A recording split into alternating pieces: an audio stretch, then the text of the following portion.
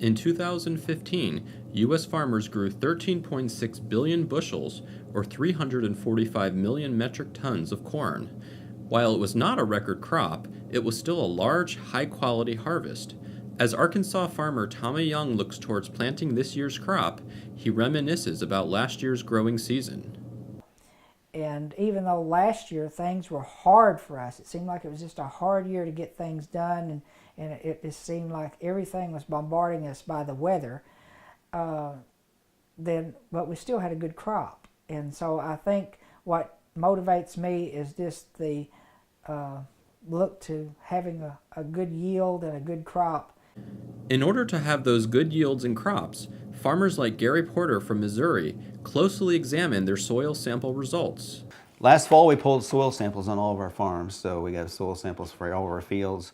We go over those with the fertilizer dealer during the winter and decide what fertilizer program would go on each field to make it work out the best.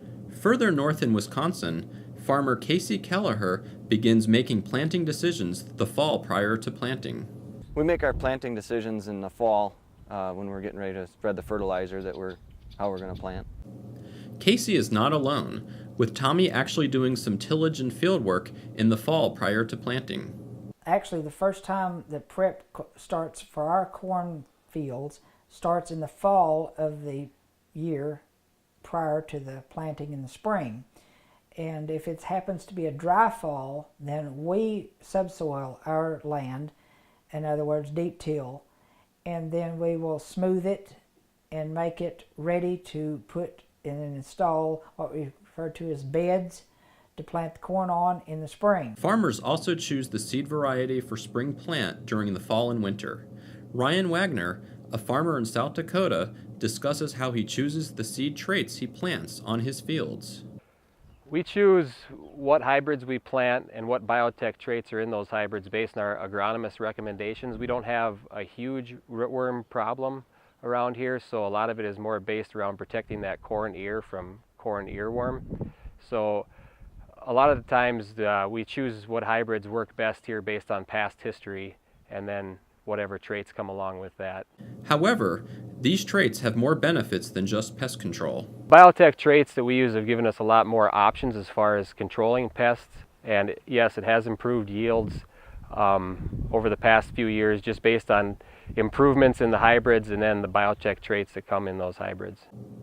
The final step for all farmers before planting season begins is to perform routine maintenance on equipment and machinery. Prior to every year, we get the corn planter out and check all the bearings and all the mechanical parts on the corn planter and hook it up. And with today's corn planters, there's a lot of electronics on it, so we have to make sure that all the controllers and things are working the way we want them to. So there's a couple weeks of preparation every year to get the corn planter ready for the season. Some farmers, like Casey, add nutrients to the field prior to planting. Planter's getting ready right now, calibrating everything and getting ready to go, and I'm putting on nitrogen so we can get rolling with the planter for corn. In the United States, this year's planting got underway in mid-April. While margins are still tight, farmers like Gary are working on managing their costs and improving their production methods. It's going to be a little tough because margins are really tight, corn prices are low, input costs are still high and not coming down as fast as they should, but we're working on that and trimming a few costs and even working a few things down and doing a little adjusting to make sure everything works right.